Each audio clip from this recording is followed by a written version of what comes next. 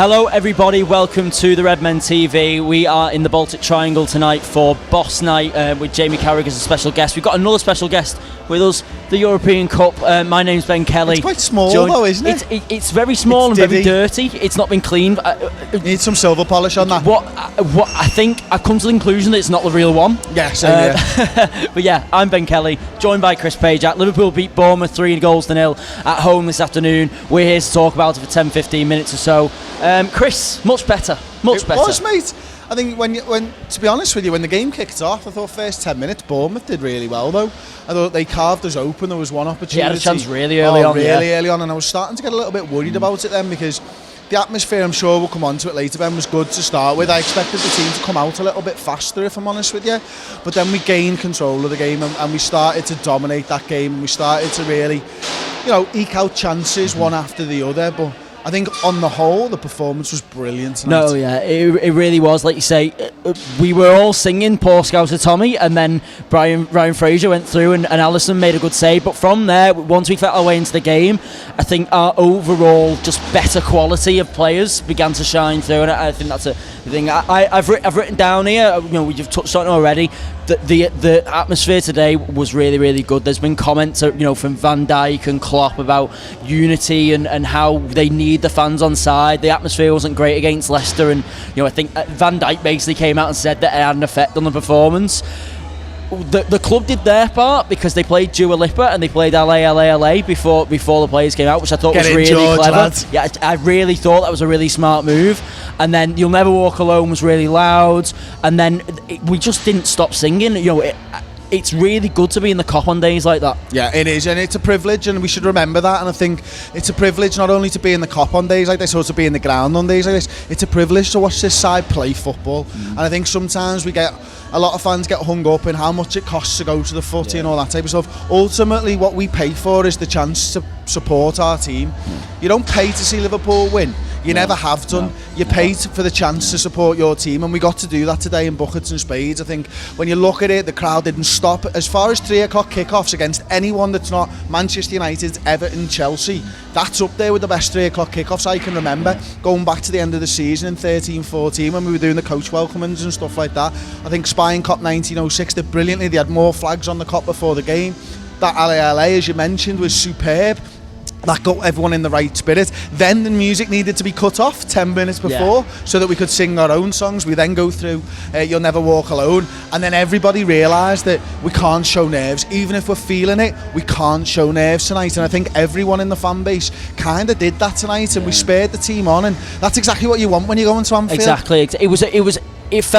I felt a lot more relaxed, sort of after 10-15 minutes when I felt I was going. But bizarrely, it felt like a very mature showing from the fans as well as the players. It was a very mature performance from the players, and we'll get into some individual performances now, but it felt like all the fans sort of stepped up today and were part of it. They're like, no, we need to grow up a bit almost. We need to stop being as nervous, because at the end of the day, that's having an effect on the players. I just thought everybody in the ground was brilliant. That's it. Today. I think the players coming out and saying, and the manager and people just sort of insinuating it, that it could have a negative impact, is enough for us.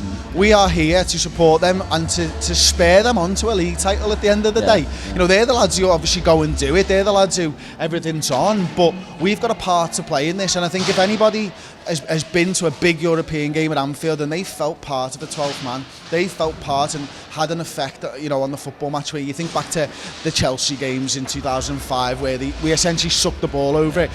If you can do it in a positive way, you can do it in a negative way, and I think everybody realises that. But ultimately, it comes down to the players on the pitch first and foremost. They've got to put a performance in, and today, the performance, second half, scintillating. The switch to 4-3-3 over 4-2-3-1, brilliant. An absolute masterstroke by Jürgen to keep playing that. Well, it's funny because I've got that lot later on, but since you mentioned it, we'll talk about it now. Do you think, second half, I thought particularly the front three were so much more in tune than they were in the first. Do you think that performance, look, it's one second half performance, but do you think that leaves Jurgen Klopp with a bit of decision to make over what formation he continues with now for the rest of the season? Probably, yeah. I think a lot of the 4-3-3 stuff at the moment has probably come out the fact that you know, we haven't quite had the midfield maybe to do the 4-2-3-1. You could say that we could do that today, but with Shaqiri's thigh strain or whatever that was, that kind of takes him out. You want Naby Keita on the left-hand side? Possibly not. I think he's a better centre midfielder. So I think Jurgen will have questions to ask. I'll pose this to you. I actually think 4-2-3-1 would be good to get a goal in, and then when we get a goal up, go to 4-3-3, because the reason I thought that we played so well second half is because Bournemouth had to come out and play. And much like last season, if we get a goal against you, we're going to get 2-3-4 maybe. And I felt like when a team comes at us and we're playing that 4-3, think of every time Bournemouth had a corner today, it ended up with a shot for us. I know, there was 2 or 3 incidents in the second half. Yet today felt a lot more like the Liverpool of last season when we had a bit more freedom to do it in. So, like I say, it took time for us to get into the game, and we get the goal in the end. Apparently it was offside. I've not seen it back. I saw it. I watched it at half time.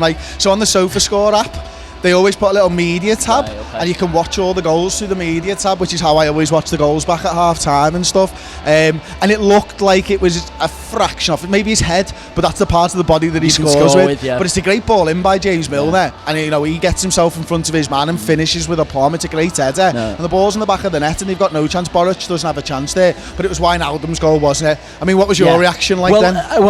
I for some reason I didn't expect it to count. For some reason I was like, that's definitely not going to start. Like, as in, like, for some dodgy reason, it just felt too good to be true. Obviously, Robertson plays the ball, doesn't he? And it's one of them where if somebody like Pogba or even Salah scores that goal, you're talking about it as one of the greatest goals of the season. Look, I said to you before the game, we were chatting to that steward outside the ground about how much we've missed Gini, and we'll talk about the midfield now.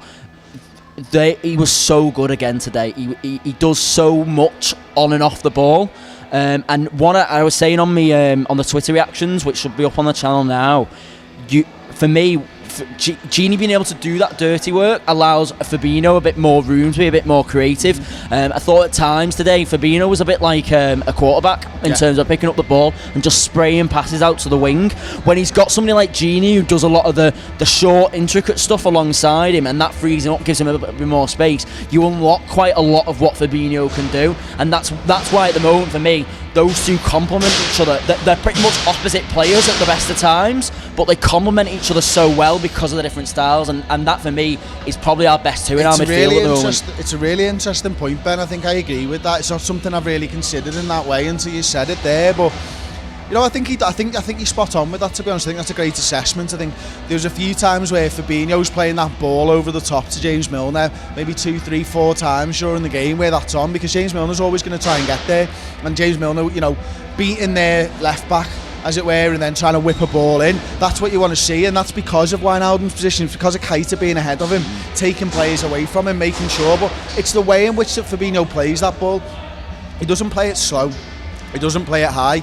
He'll drive that ball in a lot of the time. It'll get there in as quick a time as possible, which makes it harder for the defender to get back and cover, doesn't it? Yeah. That midfield was brilliant today. Thought Keita was a little bit up and down, if I'm honest. Yeah, I mean, he was better, I thought. Absolutely. He plays a key role in the third goal. That's a great pass for Firmino, then obviously lays it off for Salah.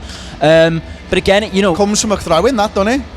I can't remember. Everybody saying, everybody go, no, they take too long, mate. We interviewed Thomas Gronemark last week. It's on the website there. It's a 50-minute subscriber special. It's £5 a month if you want to go and check that interview out. www.theredmentv.com. And he talks about 3 types of throwing, Ben. He talks about the long throwing, the fast throwing, and the clever throwing. Notice the acronym, LFC. Right. This was written well before he came to Liverpool. Wow. He's a Liverpool fan and stuff. So, it's nice to see Liverpool get a throw-in that's a direct result of a throw-in. It comes a little bit early, but that's what you got to do. You got to keep possession. You got to put yourself on the front foot. You got to score. Bobby Firmino was, integral in that goal, though, wasn't he? Yeah. I mean, it looked for all the world like he was going to take a man on and have a shot, but he's so far ahead of most people on the pitch. He sees Salah's run, little bit of a back heel around the corner. Mo Salah, bottom corner. Keeper has no chance. It's 3-0 and it's game over at that point. And it's 1 minute into the second half. Yeah, exactly. It's that's like 48 minutes. Just before that, I think Bournemouth had a free kick.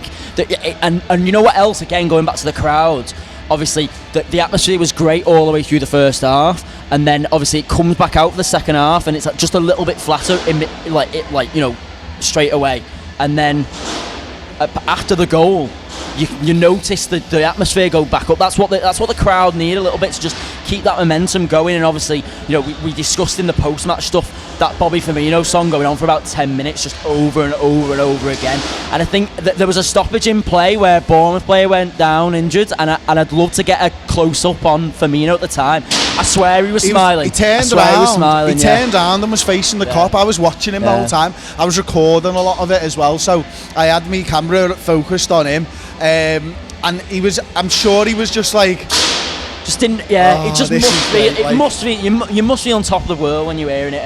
Anyway, well, Keita for me, I think again we discussed it so many times. The building the confidence. I'm sure the language barrier is still probably a little bit of a problem. Taking that time and just knowing his role in the side. For me, this is another advantage as to why 4-3-3 would be better going forward. Because I do think that Keita needs consistency at this point. If we stuck with a 4-3-3 and played him as an 8 in that system, then he would just have a much better understanding of what he needs to be doing. There's a lot of banging going on here, and that's why in the second half today I thought he was better. That's why he's got the opportunity to play that ball that contributes to the third goal. I think it's just going to take time, but today for me was definitely a step in the right direction. Yeah, and for me, listen, Fabinho's up there for man of the match. Sadio Mane, mate. He's the guy that's making the difference at the moment. Everybody's talking about Salah, everybody's talking about Firmino. Mane's the one that's stepping up and scoring the important goals for us at the moment. He gets that opening goal again. He scored, I don't know, is it about 7 or 8 goals over the last couple of months now, and every time he picks the ball up he looks dangerous, he looks different class, and he looks like he's ready for it. And you need all three of them firing. That front three doesn't, it's stupid, but front three doesn't work as a team. It needs all three of them. It's like, I don't want to jinx it, but it feels like he's made progression, Mane, in his finishing. I remember the Napoli game in December where, obviously we won 1-0 and that was enough on the night, but he had 2 or 3 chances, golden chance that he missed. It feels like, since the turn of the year, the fourth Palace goal, or his second goal in the Palace game, right at the end to sort of kill that off, where he's in and he just buries it. It feels like he's doing that more often. I feel like, an earlier version of Sadio Mane would have missed that. An earlier version of Sadio Mane might have missed the opportunity today. Just hopefully he can continue in that same vein, because I think he's potentially the most dangerous out of the 3 if he's on it. But the problem is his consistency, and hopefully he becomes a bit more consistent at finishing those types of chances. I thought both fullbacks were excellent. Robertson, we know all about Robertson, we could talk about him all day, but I actually thought Milner today had a much better game than he did against Palace. Now, defensively he wasn't challenged as much as he was against Wilfried Zaha. Obviously he gets sent off in that game. Even Felipe Anderson on Monday night, that's a tough opponent, so he had a bit more freedom today to do what he is better at, which is the going forward bit, but I thought pretty much everything in that first half went down the right hand side. I thought him and Mo combined a lot. Pretty much the majority of the possession that we had in the first half was them combining. Obviously he puts in the ball for the goal as well. Yeah, it's interesting. One of the things that when Milner first came in against Palace and Mane was moved over to that right hand side, wasn't he? And I can't remember if it was Keita on the left hand side or whatever. Yeah, I think it was. Yeah. And I thought at the time, and I posited that it was actually Shaqiri being sort of left out of the limelight a little bit and left on the bench for a reason, and that reason for me was that he didn't do the track and back. And actually what you have when you put Mo Salah ahead of him, he's not going to do the track and back in the same way, although Mo does do that at times, but he will ask question marks of their fullback, and their fullback won't join the attack as much, and their winger needs to cover to help guard Mo Salah. So I actually think playing Mo ahead of him, rather than being defensive and playing someone who tracks back a little bit more than Mane, go on the offensive, make sure that they're worrying about what you're doing on that side, and that will free James Milner up a little bit more. Now the quality of player isn't quite as good as Zaha and Felipe Anderson, if you mentioned, but I certainly believe that has an effect as well. That just makes both of them on their left hand side for them think, Mo Salah there, we can't be caught getting forwards because he's going to hit us in behind. Yeah, obviously, fingers crossed it's not too much of an issue anyway now. Trent came on, did okay, he nearly scored actually, probably had a chance, but the ovation he got was fantastic again, contributing to the crowd. I put that on the Instagram stories if you want to go and have a look at that over there. It was just a standing ovation. Obviously we've all missed him. We've noticed how much of a gap that he's left him and Gomez, and hopefully now there'll be a lot more, just a more consistent solidity towards the back. So obviously we've done our job now this weekend. Chelsea have got to go and do us a favour tomorrow. Yes, they do. If anything, this is just another reminder that there's so long to go. Yeah. everything's on the up again now. You know, we're here tonight. It's going to be a really good atmosphere tonight because obviously we've won. It's going to be up and down like this all the time. It helps when we play first and we win, but you know that's exactly the point. You know, it's almost like the picture is completely different suddenly to Monday. That's what happens when you score goals and you don't concede any, and I think that changes everything. I think there was a nervousness there because of the last 2 draws. Ultimately, we've got to remember that we're lucky fans to get to see this football. We're lucky because this football team's absolutely superb, and we just need to go out there and support them each and every time. Now, there's still going to be a twist in the tail of this title race. There always will be. There's so many games still to go. I think we're going to drop points. I think Manchester City are going to drop points. Yeah. Let's hope that they drop more points than us. Yeah, exactly. So yeah, cheers for joining me, Chris. Yeah, thanks for watching, everybody. Subscribe to the channel, like the video, do everything that you would normally do. Leave us your comments on the thoughts below, on your thoughts on the game below. We use some comments in the final word on the subscribers website, which we'll be filming on Monday. And yeah, if you're down at Boss Night, we might see you around. And yeah, we'll see you next time. Goodbye.